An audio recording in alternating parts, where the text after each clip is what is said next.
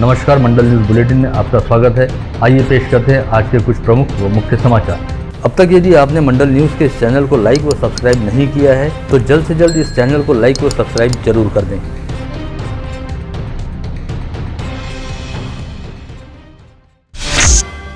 महाराष्ट्र में ओमिक्रॉन के 100 से ज्यादा केस सामने आ चुके हैं। ओमिक्रॉन के बढ़ते हुए केसों को देखते हुए जमाबंदी का ऐलान किया गया है। रात 9 बजे से सुबह 6 बजे तक प्रतिबंध रहेंगे। सिर्फ जरूरी सेवाएं खुली रहेगी। इसके अलावा सरकार ने कोरोना को लेकर नई गाइडलाइन भी जारी कर दी है। एक स्थान पर 5 या 5 से अधिक लोगों के इकट्ठा होने पर प्रतिबंध। मैरिज हॉल में अधिकतम 100 से तथा मैरिज लॉन में अधिकतम 250 लोगों की उपस्थिति को छूट। अन्य सामाजिक, राजनीतिक व धार्मिक कार्यक्रमों, क्रीड़ा स्पर्धा व खेल समारोह में भी 25% उपस्थिति को छूट। किसी भी आयोजन के लिए जिला आपत्ति प्राधिकरण की पूर्व अनुमति लेना आवश्यक रहेगा। होटल, रेस्टोरेंट, टॉकीज, ऑडिटोरियम में 50% उपस्थिति को रहेगी अनुमति। जिलाधीश कार्यालय के पास प्रतिबंध हटाने या बढ़ाने के पूरे अधिकार। राज्य के संसदीय कार्य मंत्री अनिल परब ने जारी की अधिसूचना। आज रात से अमल में लाई जाएगी सभी प्रतिबंध। क्रिसमस और न्यू ईयर को देखते हुए महाराष्ट्र में किसी भी तरह के जमावड़े पर रोक लगा दी गई है। 5 से ज्यादा लोग भी इकट्ठा नहीं हो पाएंगे। शादियों में बंद हॉल में 100 लोगों की इजाजत होगी, जबकि खुली जगहों पर कुल क्षमता 250 लोग इकट्ठा हो पाएंगे। वहीं राजनीतिक, धार्मिक आयोजन पर भी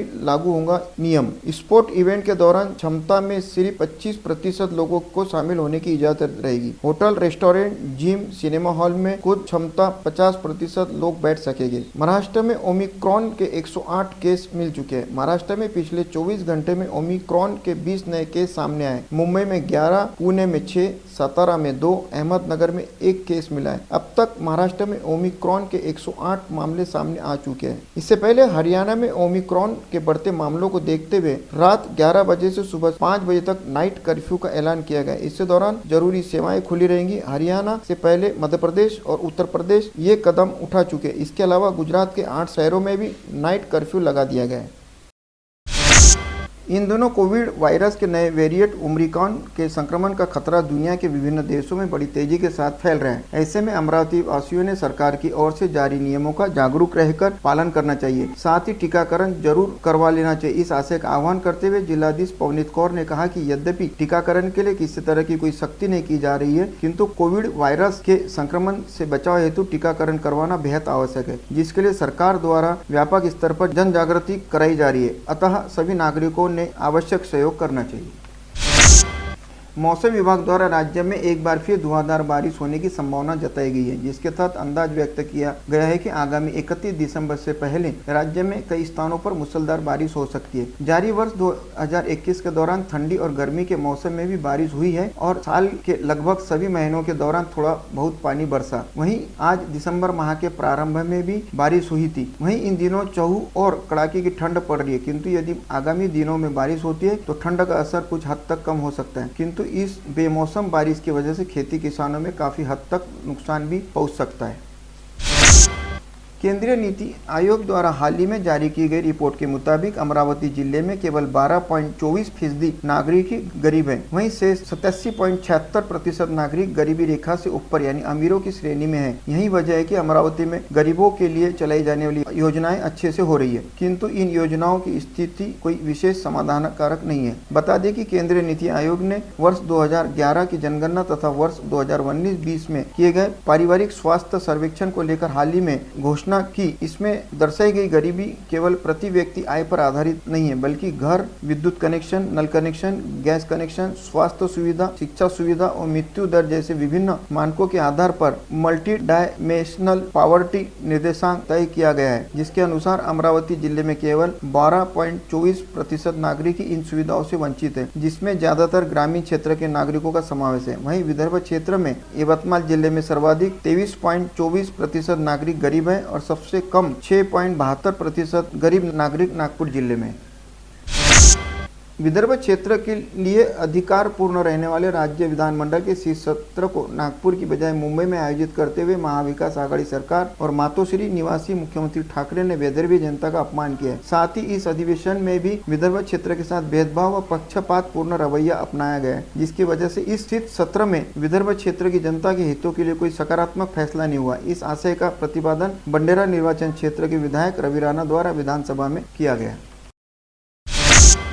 24 व 25 दिसंबर की दरमियान रात क्रिश्चियन समाज बंधुओं द्वारा क्रिसमस पर्व के साथ ही प्रभु ईसा मसीह का जन्मदिवस मनाया जाएगा, जिसे देखते हुए शहर पुलिस आयुक्त डॉक्टर आरती सिंह द्वारा ओमिक्रॉन स्ट्रेन खतरे के मद्देनजर प्रतिबंधात्मक आदेश व अधिसूचना जारी किए गए हैं, जिसमें क्रिश्चियन समाज बंधुओं को क्रिसमस पर्व की शुभकामनाएं देने के साथ ही कहा गया है कि प्रतिबंधात्मक निर्देशों व नियमों का पालन करते हुए अपना धार्मिक पर्व मनाएं।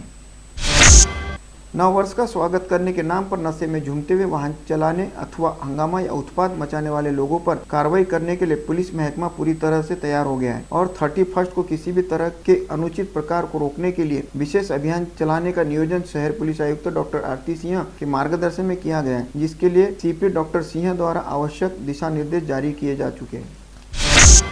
वैराग्य मूर्ति कर्मयोगी संत श्री गाड़गे बाबा की पुण्यतिथि के उपलक्ष्य में सांसद नवनीत राणा ने गाड़गे नगर स्थित समाधि मंदिर जाकर गाड़गे बाबा की स्मृतियों का अभिवादन किया और उन्हें भावपूर्ण आदरांजलि अर्पित की। इस अवसर पर सांसद नवनीत राणा ने कहा कि गाड़गे बाबा स्वच्छता अभियान के प्रणेता, कर्मठवादी व्यक्तित्व तथा अपने कीर्तनों के जरिए समाज का प्रबोधन करने वाले आधुनिक संत थे। साथ ही यह उनके लिए सौभाग्य की बात है कि वे गाड़गे बाबा की कर्मभूमि रहने वाले अमरावती जिले का देश की संसद में प्रतिनिधित्व करती है। इस अवसर पर सांसद नवनीत राणा ने गाड़गे बाबा मिशन के प्रमुख बापू साहेब देशमुख और सागर देशमुख के साथ जरूरतमंद व गरीबों को वस्त्र दान किया।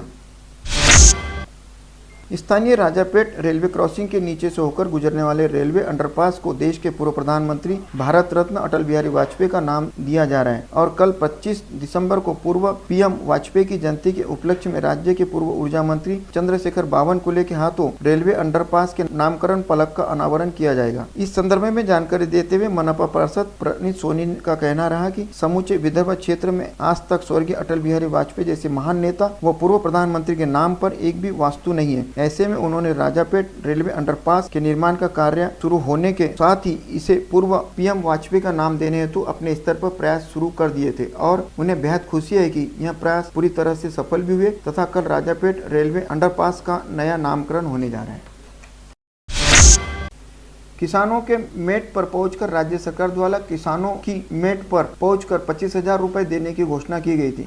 घोषणा करने वाले राज्य के मुख्यमंत्री ने 1 रुपया भी किसानों को नहीं दिया। राज्य सरकार और कितना झूठ बोलेगी, ऐसा सवाल धामनगांव रेलवे के विधायक प्रताप अड़सर ने विधानसभा अधिवेशन के दौरान सभागृह में उपस्थित किया। शीतकालीन अधिवेशन में विधायक प्रताप अड़सर ने बिजली के कनेक्शन काटने, किसानों की कर्ज माफी तथा निर्वाचन क्षेत्र के अनेकों प्रश्न उपस्थित किए। साईनगर प्रभाग के नगर सेवक तथा मनपा में भाजपा सभागृह नेता तुषार भारतीय द्वारा दत्त झीरी वाटिका झीरी तालाब सौंदर्यीकरण के लिए 25 लाख रुपए की निधि उपलब्ध कराई गई थी। इस निधि से सौंदर्यीकरण का काम किया गया, जिसका लोकार्पण समारोह कल शाम 6:30 बजे झीरी मंदिर प्रोफेसर कॉलोनी में आयोजित किया गया है। आबकारी विभाग के अधीक्षक राजेश कावले अपनी 30 साल की नौकरी के पश्चात सेवानिवृत्त हो गए। इस उपलक्ष्य में आबकारी विभाग द्वारा गत रोज होटल गौरी इन में एक भावपूर्ण कार्यक्रम आयोजित करते हुए उन्हें सेवानिवृत्ति पर भावभीनी विदाई दी गई। साथ ही आबकारी विभाग के अधिकारियों व गणमान्य नागरिकों द्वारा राजेश कावले के कार्यकाल को बेहद सफल व शानदार बताते हुए उन्हें भविष्य के लिए शुभकामनाएं भी दी गई। मनपा में सत्ताधारियों की मनमानी का खामियाजा आम नागरिकों को भुगतना पड़ रहा है। स्वास्थ्य यंत्रणा का कामकाज इससे प्रभावित हो रहा है। स्वच्छता विभाग में कार्यरत ट्रैक्टर व वाहनों को पिछले 3 दिनों से डीजल की आपूर्ति करने वाले पेट्रोल पंप ने आपूर्ति करना बंद कर दिया है, जिससे नागरिकों की जान से खिलवाड़ हो रहा है। मनपा की आर्थिक परिस्थिति विकट हो गई है। साफ सफाई, आवारा मवेशियों को पकड़ने के लिए भेजे जाने वाले वाहनों को दिए जाने वाले पैसे भी मनपा के पास नहीं है, जिससे नागरिकों की जान से खिलवाड़ हो रहा है। डीजल के पैसे भी मनपा के पास नहीं है। ऐसे में मनपा का कामकाज राम भरोसे चल रहा है। दूसरी ओर इतनी विकट परिस्थितियों में भी सत्ताधारियों ने सुकली कंपोस्ट डेपो के 19 करोड़ का बोझा मनपा पर लादा है। इसके पीछे क्या उद्देश्य है, समझ से परे है, ऐसा आरोप मनपा के विरोधी पक्ष नेता बबलू शेखावत ने लगाया है।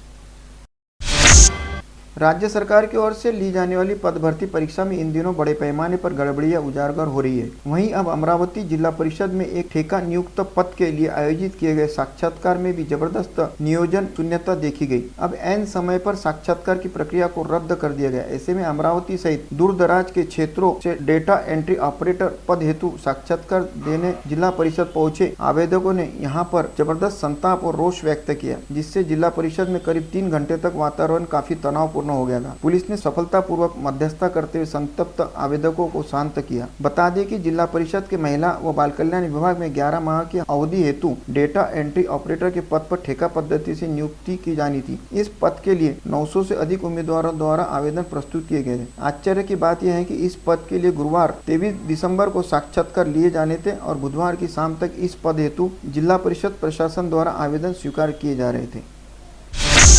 गत रोज स्थानीय Holi cross convent English high school में प्रभु ईसा मसीह का जन्मदिन, क्रिसमस तथा नए साल के आगमन का कार्यक्रम बड़े ही हर्षोल्लास के साथ मनाया गया। कार्यक्रम का शुभारंभ प्रभु यीशु की प्रार्थना तथा दीप प्रज्वलन से हुआ। बाद में कोविड-19 महामारी के दौर से सभी के स्वास्थ्य के लिए छात्राओं ने प्रभु यीशु से प्रार्थना की। मुख्याध्यापिका सिस्टर पुष्पा थॉमस ने प्रभु यीशु की प्रतिमा पर माल्यार्पण कर अभिवादन किया।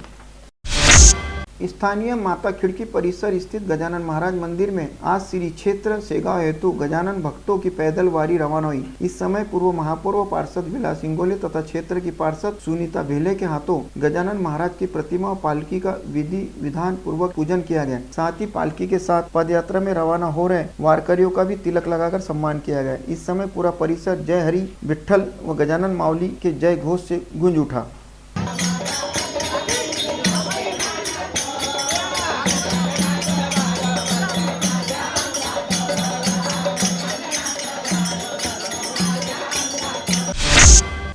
स्थानीय कॉटन ग्रीन परिसर निवासी 56 वर्षीय एसटी कर्मचारी वीरेंद्र मानिकराव हिउसे की गत रोज हार्ट अटैक के चलते मौत हो गई। वीरेंद्र हिउसे की निधन की खबर मिलते ही मध्यवर्ती बस स्थानक के समक्ष आंदोलन कर रहे एसटी कर्मियों में रोष व संताप की लहर व्याप्त हो गई थी तथा उन्होंने हिउसे की मौत के लिए राज्य सरकार व प्रशासन को जिम्मेदार बताया। गत रोज वरुण आगरा के एसटी कर्मचारी वीरेंद्र हिउसे का हृदयाघात के चलते निधन हो गया। पश्चात एसटी के अमरावती विभाग के अंतर्गत कार्यरत सभी 8 आगराओं से कर्मचारियों द्वारा अमरावती के मध्यवर्ती बस स्थानक पर स्वर्गीय वीरेंद्र हिउसे को श्रद्धांजलि अर्पित की गई।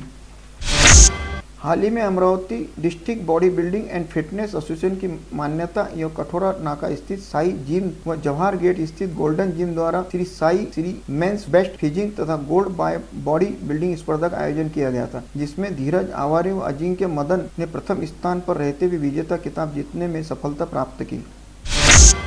युवाओं में क्रिकेट का चलन सर चढ़कर बोल रहा है। क्रिकेट का नाम सुनते ही युवक रोमांचित हो जाते हैं, जिसमें युवाओं के लिए जेसीआई अमरावती द्वारा बॉक्स क्रिकेट लीग का 2 दिवसीय आयोजन कल से किया जा रहा है। शनिवार और रविवार को आयोजित क्रिकेट प्रतियोगिता का उद्घाटन महापौर चेतन गावंडे के हाथों MIDC रोड स्थित लाली लॉन के सामने हॉट बॉक्स में किया जाएगा। हाल ही में हनुमान व्यायाम प्रसारक मंडल के जलतरण विभाग में अंतर महाविद्यालय जलतरण स्पर्धा ली गई, जिसमें हनुमान व्यायाम प्रसारक मंडल के college of engineering and technology में BE अंतिम वर्ष की छात्रा मृणालमयी संजय तिरथकर ने हिस्सा लिया था। इस जलतरण स्पर्धा में मृणालमयी ने प्रथम स्थान हासिल किया। संत गाड़गे बाबा अमरावती विद्यापीठ की टीम के जलतरण रिले के लिए उनका चयन किया गया। यह स्पर्धा 26 दिसंबर तक ओडिशा के भुवनेश्वर में हो रही है। आयुक्तालय क्षेत्र के मुख्य चौक चौराहों सहित अन्य परिसरों में बेसहारा लोग सड़क किनारे अपना जीवन व्यतीत करते हैं। इन बेसहारा लोगों के लिए बंडेरा का रात्रकालीन निवारण केंद्र आधार बनाकर सामने आ रहे हैं। मनपा के public education and welfare society के माध्यम से यह रात्रकालीन निवारण केंद्र का संचालन किया जा रहा है। खुले में रास्ते पर सोने वाले लोगों के लिए रात्रकालीन आश्रय केंद्र शुरू किया गया। इन दिनों रास्ते किनारे सोने वाले लोगों की ठिठुरन से मृत्यु या फिर हादसे में मौत होती है। इसलिए रास्ते किनारे सोने वाले लोगों के लिए सर्वोच्च न्यायालय के निर्देशों पर मनपा द्वारा संचालित public education and welfare society के माध्यम से आश्रय केंद्र चलाया जा रहा है। इस आश्रय केंद्र में रहने, नहाने, पीने के पानी, स्वास्थ्य, विकलांग तथा वृद्ध व्यक्तियों के लिए मुफ्त भोजन की सुविधा उपलब्ध कराई गई है। गाड़गीनगर पुलिस थाने की डीबी टीम ने हाल ही में चैन लिफ्टरों के गिरोह को पकड़ने में कामयाबी हासिल की है। डीबी टीम की इस कार्रवाई की सर्वत्र सराहना की जा रही है। वहीं शुक्रवार को सीपी आरती सिंह सहित आला अधिकारियों का दल गाड़गीनगर पुलिस थाने में पहुंचा। इस समय सीपी डॉक्टर आरती सिंह ने चैन लिफ्टरों के गिरोह को पकड़ने वाले एपीआई इंगोले की डीबी टीम के सभी कर्मचारियों का सत्कार कर उनके काम की सराहना की। इस दौरान एपीआई महेश कंगाले, पुलिसकर्मी नीलखंड गवई, गजानन बर्डे, गणेश तंवर, सचिन बोरकर, मोहम्मद शमीर, उमेश भोपते, जयसेन वानखड़े, सुशांत प्रधान, संदीप चौहान, सागर धर्मकर, मनीष नसीबकर, राज देवीकर का सत्कार किया गया। लाखों लोगों ने अपनी मेहनत की रकम समृद्धि Jeevan multi state multipurpose cooperative सहित अन्य इन्वेस्टमेंट कंपनियों में निवेश किया है, लेकिन सभी लोगों की रकम अभी भी अटकी हुई है। यह रकम जल्द से जल्द लौटाया जाए, इसके लिए सरकारी मदद मिलने की मांग को लेकर अखिल भारतीय पीड़ित ग्राहक संरक्षण मंच की ओर से जिलाधिकारी को निवेदन दिया गया। Samriddhi Jeevan multi state multipurpose cooperative, Sahara Maitreya plus, SJMC, रिजा infra developers, pan card club जैसी अनेक इन्वेस्टमेंट कंपनियों से लोगों ने अपनी मेहनत की रकम निवेश की है, लेकिन इन सभी कंपनियों ने लोगों की मेहनत की रकम हड़प ली है। अब तक किसी भी व्यक्ति को मुआवजा नहीं मिल पाया है, इसलिए लाखों जनता की अटकी हुई लाखों रुपए की रकम उन्हें लौटाने के लिए सरकारी मदद दी जाए। जूनी पेंशन की मांग को लेकर लोकतांत्रिक पद्धति से चल रहे आंदोलन में शामिल हुए कर्मचारियों को पुलिस ने दबाव तंत्र का उपयोग करते हुए गिरफ्तार किया है। कार्यकर्ताओं की गिरफ्तारी का निषेध महाराष्ट्र राज्य जूनी पेंशन हक संगठन ने जताते हुए जिलाधिकारी को निवेदन दिया और आंदोलनकारियों को रिहा कर पुरानी पेंशन की मांग मान्य करने की मांग की। राज्य में होने वाले स्थानीय स्वराज्य चुनाव में ओबीसी को पूर्ववत आरक्षण बहाल करे या फिर ओबीसी आरक्षण मिलने तक चुनाव को स्थगित करने की मांग को लेकर महाराष्ट्र मुस्लिम गौली समाज संगठन की ओर से जिलाधिकारी के माध्यम से राष्ट्रपति को निवेदन भेजा गया है। हाल ही में सुप्रीम कोर्ट ने महाराष्ट्र में होने वाले चुनावों में ओबीसी के लिए आरक्षित 27% कोटे को खत्म कर दिया है। ओबीसी की सभी सीटों पर जनरल कैटेगरी में अधिसूचित कर चुनाव लेने के भी आदेश दिए गए। राज्य में होने वाले चुनाव में सुप्रीम कोर्ट में ओबीसी के आरक्षण को रद्द कर दिया है, जिसके कारण अब ओबीसी समाज का प्रतिनिधित्व भी खत्म होने जा रहे हैं। इसलिए ओबीसी के आरक्षण को यथावत रखने के अंतरिम आदेश दिए जाए।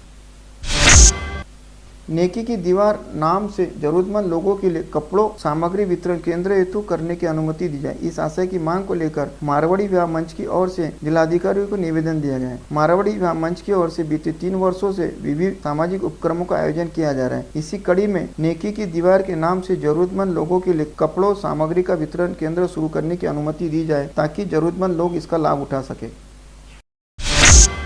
विगत 24 घंटे के दौरान जिले में कोई भी व्यक्ति कोविड संक्रमित नहीं पाया गया है। वहीं 3 मरीज कोविड मुक्त हुए हैं। इस समय जिले में कुल 9 एक्टिव पॉजिटिव मरीज हैं, जिनमें मनापा क्षेत्र के 8 व ग्रामीण क्षेत्र के 1 मरीजों का समावेश है। इसमें से 5 मरीज कोविड अस्पताल में भर्ती है। वहीं मनापा क्षेत्र में 3 व ग्रामीण क्षेत्र में 1 मरीज को होम आइसोलेशन में रखा गया है। 2 दिन पूर्व अचलपुर के उप विभागीय पुलिस अधिकारी के विशेष पथक द्वारा दिल्ली से अमरावती भेजी जा रही वहां ब्रांड वाले गुटखे की एक बड़ी खेप पकड़ी गई थी तथा गुटखा व ट्रक सहित कुल 42 लाख रुपए का माल बरामद किया गया था। साथ ही ट्रक चालक व वाहक को भी हिरासत में लिया गया था, जिन्होंने बताया था कि यह माल दिल्ली से अमरावती के एक गुटखा विक्रेता के यहाँ भेजा जा रहा था। साथ ही ट्रक चालक ने पुलिस द्वारा नाकाबंदी के दौरान पकड़े जाते ही अमरावती निवासी गुटखा विक्रेता को इसकी जानकारी दे दी थी। ऐसे में अब परतवाड़ा पुलिस द्वारा अमरावती में रहने वाले गुटखा विक्रेता के यहाँ पहुँच जांच पड़ताल की जा रही है। वहीं दूसरी ओर 2 दिन पूर्व कार्रवाई के बाद अमरावती में रहने वाले गुटखा विक्रेता ने अपने परिचित एक नगर सेवक सहित अन्य 2 प्रतिष्ठित लोगों को यह कार्रवाई रोकने और मामले को रफा दफा करने के लिए परतवाड़ा पुलिस थाने में भेजा था। कार से परतवाड़ा थाने पहुंचे इन तीनों प्रतिष्ठितों को परतवाड़ा पुलिस ने रात भर थाने में रखा और उनसे भी पूरे मामले को लेकर जबरदस्त पूछताछ की, जिससे यह स्पष्ट होता है कि अब परतवाड़ा पुलिस और अचलपुर के SDPO कार्यालय द्वारा इस संदर्भ में बेहद कड़ी भूमिका अपनाई गई है, जिसमें गुटखा विक्रेताओं तस्करों में जबरदस्त हड़कंप मचा है।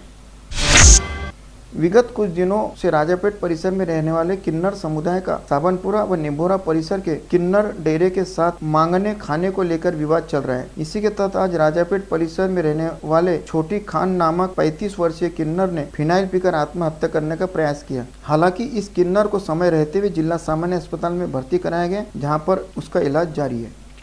बोलते अमरावतीवरून आणि माझी बहीण छोटी खान तिने फिनाईल घेतलेली आहे। तर मला तर शक्यतर असं वाटतं की तिला काही मानसिक त्रास आहे आमच्या लोकांचा, त्याच्यामुळे तिने काही फिनाईल घेतली आहे, तिच्या स्वतःच्या जीवाचं काही सुसाईड करताय। तर तिने याच्यासाठीच फिनाईल घेतली आहे बा, मला तर असंच वाटतंय. पुलिस आयुक्तालय क्षेत्र के नागपुरी गेट थाने में सोशल मीडिया साइट पर अश्लील तस्वीरें वायरल करने की धमकी देकर 5 लाख रुपए की फिरौती मांगने का मामला दर्ज किया गया है. इस मामले में नागपुरी गेट पुलिस ने चांदूर बाजार के कसाबपुरा निवासी मोनू उर्फ इमरान गुलन भाई पठान व आसिम नामक युवक के खिलाफ अपराध दर्ज किया है. पुलिस आयुक्तालय क्षेत्र में फ्लैट व प्लाट खरीदी के नाम पर 2 लोगों को 44 लाख रुपए से ठगे जाने का मामला सामने आया. इस संबंध में फैजरपुरा और नांदगांवपेट पुलिस थाने में शिकायत दर्ज की गई है. मामूली बात को लेकर हुए विवाद में प्रेमिका ने दामाद की मदद से प्रेमी की गला घोटकर हत्या कर दी. यह सनसनीखेज मामला जांच पड़ताल के बाद सामने आया है. वहीं पुलिस ने मामले की जांच कर प्रेमिका और दामाद को हिरासत में लिया है. मृतक का नाम अब्दुल खोबरागड़े बताया गया है. वह राजूरा कॉलोनी में चूना भट्टी पर काम करता था. विगत कुछ दिनों से उसका उसी गाँव में रहने वाली शादीशुदा महिला के साथ प्रेम संबंध थे. दोनों एक दूसरे से चोरी छिपे मिलते थे. यह बात सोनू के दामाद हर्षद अंबादास यादव को खटकने लगी, जिससे दोनों के अक्सर विवाद होता था. 19 दिसंबर की शाम हमेशा की तरह अतुल व सोनू एक दूसरे को मिले. कुछ देर बाद हर्षद भी वहां पहुंचा. तीनों के बीच जमकर झगड़ा हुआ. सोनू और हर्षद ने मिलकर घर में ही अतुल का मुंह दबाकर उसकी हत्या कर दी. गौड़बाबा मंदिर के पीछे के हिस्से में एक 15 फीट का चेंबर है. इस चेंबर में भैंस जा गिरी. इस भैंस को मनपा व फायर ब्रिगेड के कर्मचारियों ने घटनास्थल पर पहुंचकर चेंबर से सुरक्षित बाहर निकाला. गौड़बाबा मंदिर के पीछे बने एक चेंबर में भैंस गिरने की जानकारी मनपा के पशु वैद्य विभाग को प्राप्त हुई थी, जिसके बाद पशु वैद्य विभाग व मनपा दमकल विभाग के अधिकारी व कर्मचारी घटनास्थल पर पहुंचे. करीब 1 से 2 घंटे के रेस्क्यू के बाद मशीन की मदद से भैंस को सुरक्षित चेंबर के बाहर निकाला गया. आप देख रहे थे मंडल न्यूज बुलेटिन. हमारे चैनल को लाइक करें, शेयर करें और हाँ, सब्सक्राइब करना ना भूलें. कल होगी आपसे फिर मुलाकात. तब तक के लिए धन्यवाद.